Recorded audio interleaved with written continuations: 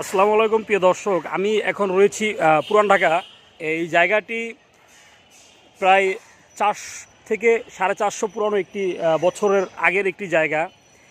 এই জায়গাটি আপনারা জানেন যে এই জায়গাটি এটা ইসলামী একটি জায়গা। এই জায়গাটি আপনার প্রায় 400 বছর আগের একটি জায়গা। এই জায়গাটিতে ইসলামীর অনেক মানুষ যারা রয়েছে, পুরান ঢাকা ঐতিহ্যবাহী যারা আছেন, তারাই বলতে পারবে এই জায়গাটার মূল্য, এই জায়গাটার বিষয়টি। তো আমরা একটি জিনিস আপনাদেরকে তুলে ধরে চেষ্টা করব।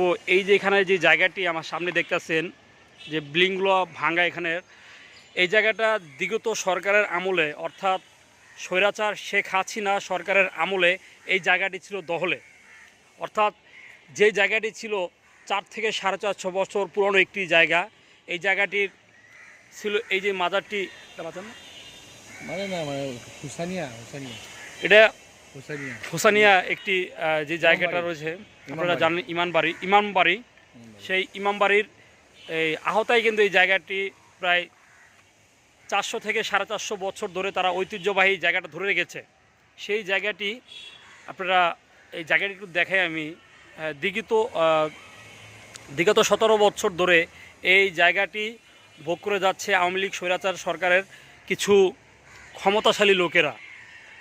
আমরা দেখতে পারলাম যে এই জায়গাটিতে এই জায়গাটিতে এসে বিগত 17 বছর পর স্বৈরাচার হাসিনা সরকার পতনের পরে এই জায়গাটি কিন্তু আবার ফিরে পেয়েছেন 5 তারিখের পরে।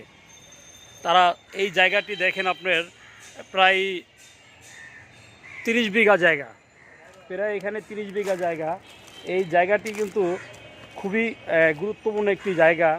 এখানে এক কাঠার দাম প্রায় 2 কোটি টাকা।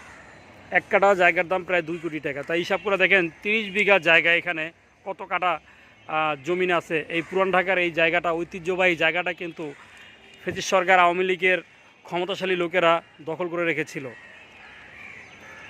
তো দীর্ঘ 17 বছর পরে কিন্তু এই জায়গাটা তারা উন্মুক্ত করতে পেয়ে তারা এলাকাবাসীরা ধন্য। আমি এলাকাবাসীর সাথে কথা বলেছিলাম, ওনারা বলল যে ভাই, এই জায়গাটি আমরা স্বৈরাচার সরকারের হাত থেকে আমরা রক্ষা করতে পেরেছি। আমাদের কাছে আমাদের ঐতিহ্যবাহী যে জায়গাটা, সেই জায়গাটা ফিরে পেয়েছি, আমাদের কাছে খুব ভালো লেগেছে। আমি আপনাদেরকে একটু দেখাচ্ছিলাম সেই জায়গাটা। এখানে কিন্তু পাশে কিছু কবরস্থান রয়েছে। এই কবরগুলো কিন্তু দীর্ঘ অনেক বছর পুরনো কবর। একটা কবরের বয়স 40, 50, 60, 70, 80, 90 বছরও হয়েছে। সারি সারি কবর, কিন্তু এটা কিন্তু পারিবারিক কবর।